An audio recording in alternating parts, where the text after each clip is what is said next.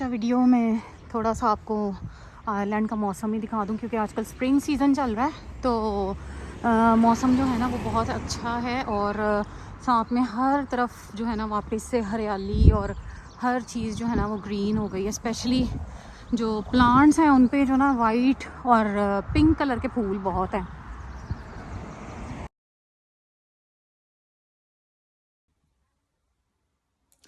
जी तो सबको सलाम, जी आयानू, और मेरे चैनल पे आपका वेलकम, बहुत बहुत वेलकम।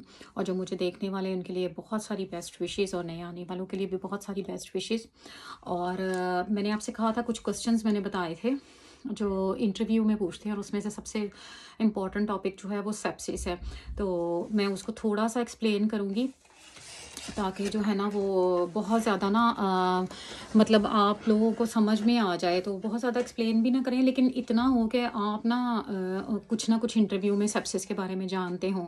तो मैं कोशिश करूँगी कि उर्दू में आपको बता दूँ, ताकि आप ना उसको मतलब अपनी लैंग्वेज में कंफर्टेबली उनको बता सके, क्योंकि रट्टे मारने की कोई ज़रूरत नहीं है, बस आपको पता होना चाहिए। और एक फॉर्म मैंने लगाया जो कि हम यहाँ पे सेप्सिस के बंडल के नाम से इस्तेमाल करते हैं, जो आपको ईजिली जो है ना वो गाइड कर देता है कि आपने किस जो है वो सिम्त में जाना है सेप्सिस को ट्रीट करने के लिए। और इसमें डॉक्टर्स की इन्वॉल्वमेंट बहुत ज़्यादा होती है।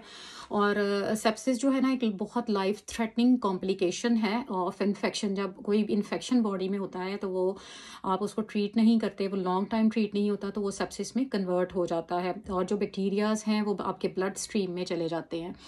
तो इसकी अच्छी डेफिनेशन के लिए आप इंग्लिश में जो है अपनी बुक्स का रेफरेंस ले सकते हैं, या फिर गूगल पे जा सकते हैं। तो मेरा मेन मकसद ये कि मैं उर्दू में आपको समझा रही हूँ, तो मैं आपको कोई रट्टेबाजी ना करवाऊँ। और सेप्सिस की जो कॉजेज़ हैं वो बैक्टीरियल इन्फेक्शन हो सकता है, वायरल इन्फेक्शन हो सकता है, फंगल इन्फेक्शन हो सकता है। और इसकी मोस्ट कॉमन जो साइट्स हैं वो लंग्स हैं, यूरिनरी ट्रैक इन्फेक्शन है, और टमी है। एक्चुअली इसमें ऑर्गन्स जो हैं वो सब ही डिसफंक्शनिंग उनकी स्टार्ट हो जाती है, सारे ऑर्गन्स की। और सेप्सिस जो है वो ट्रीटेबल है, लेकिन यहाँ पे कहा जाता है कि if you identify it in 1 hour, तो इसको गोल्डन आवर भी कहा जाता है, या टाइम ज़ीरो भी कहा जाता है, जहाँ से आप ट्रीटमेंट जो है वो स्टार्ट करते हैं। और ये जो वर्ड्स हैं ये टीचर्स को बहुत अच्छे लगते हैं, या जो आपका इंटरव्यूअर है उसको अच्छे लगते हैं ये वर्ड्स, टाइम ज़ीरो और गोल्डन आवर।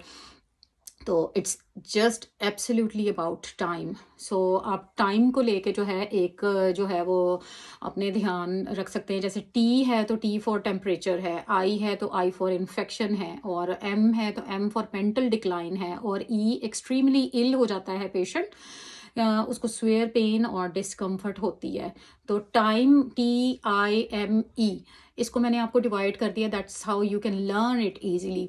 और इसमें सबसे पहले जो इसकी ट्रीटमेंट है ना सेप्सिस की, उसमें इम्पॉर्टेंट चीज़ जो है आपने ऑक्सीजन की एडमिनिस्ट्रेशन करनी है। और टारगेटेड आपके जो सेचुरेशंस हैं वो 94% है नॉर्मल पेशेंट के अंदर। लेकिन ध्यान रखना है कि अगर COPD का पेशेंट है तो you know they retain oxygen in their lungs, so we don't need to give them more oxygen. So just keep in mind कि उनकी targeted sets, always keep this in mind कि जब हम जो है वो COPD का पेशेंट है हम उसको ज़्यादा ऑक्सीजन नहीं दे सकते। उसकी targeted aim ऑक्सीजन जो है वो 88 to 92% है। ये भी जो है वो इंटरव्यू में पूछ सकते हैं आपसे। और आप हमेशा याद रखिए, कई स्टाफ को याद नहीं रहता और वो ऑक्सीजन ज़्यादा दे देती हैं। तो जब पेशेंट ऑक्सीजन रिटेन कर लेता है लंग्स में, फिर उनको बेचारों को बाईपैप पे या CPAP, उनकी जो जब हम VBGs करते हैं तो कार्बन डाइऑक्साइड बहुत ज़्यादा रिटेन हो जाती है। और जो है ना फिर आपने सेकंड स्टेप जो है क्विकली, क्योंकि वो स्पाइक करेगा, डेफिनेटली पेशेंट को इन्फेक्शन है तो टेम्परेचर होगा, और जैसे ही टेम्परेचर हुआ है आपका माइंड क्लिक करना चाहिए है सेप्सिस की तरफ।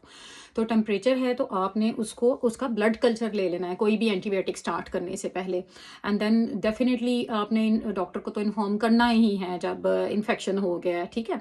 और डॉक्टर जो है वो जब आएगा तो वो उसकी गिव एंटीबायोटिक्स, सो एंटीबायोटिक स्टार्ट करेगा। आपने उसको बताना है अपने इंटरव्यूअर को कि जो है हम एडमिनिस्ट्रेशन ऑफ ऑक्सीजन करेंगे, हम उसके ब्लड कल्चर्स लेंगे, उसको एंटीबायोटिक्स देंगे, और जो सबसे इम्पॉर्टेंट बात है हम उसको IV बोलस फ्लूइड देंगे, ठीक है। और हम 500 तक बोलस फ्लूइड दे सकते हैं, बट ध्यान में रखना है कि पेशेंट जो है वो किडनी का पेशेंट ना हो, AKI का पेशेंट ना हो, ठीक है।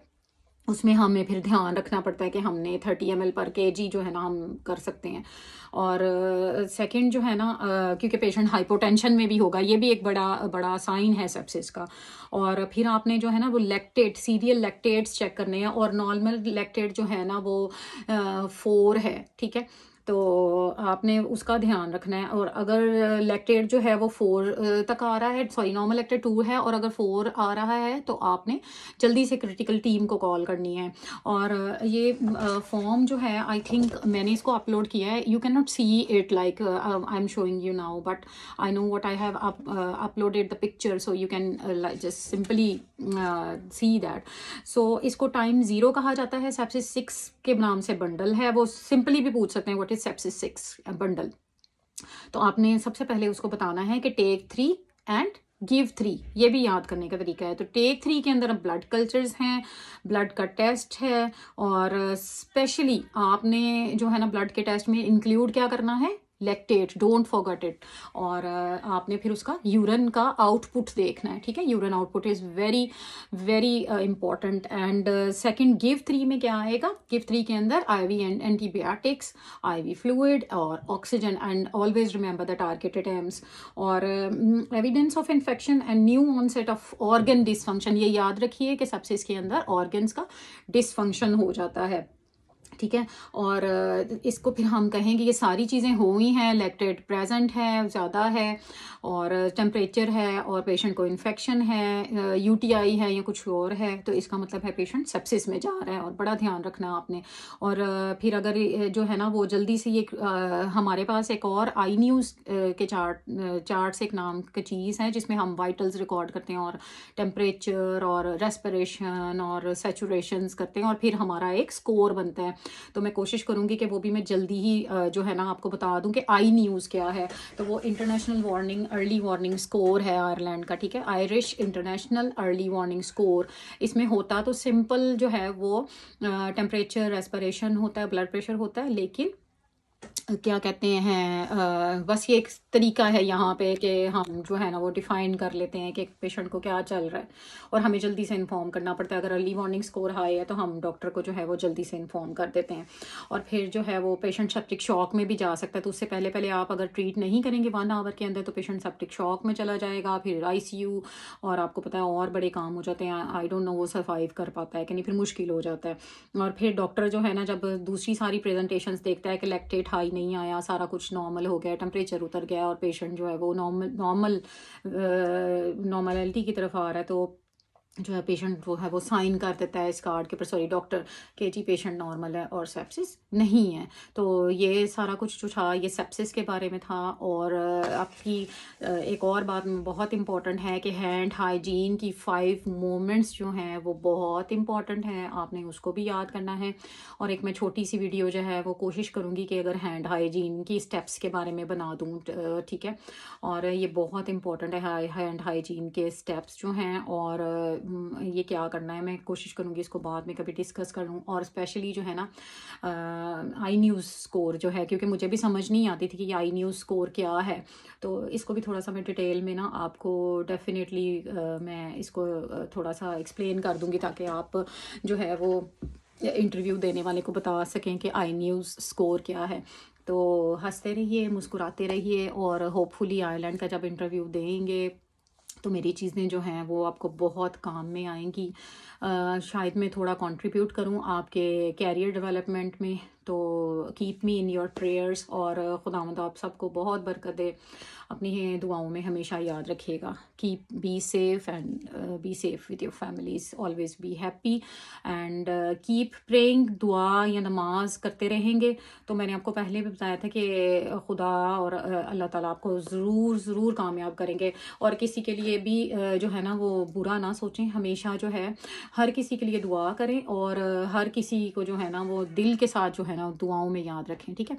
ओके जी, take care, God bless you all.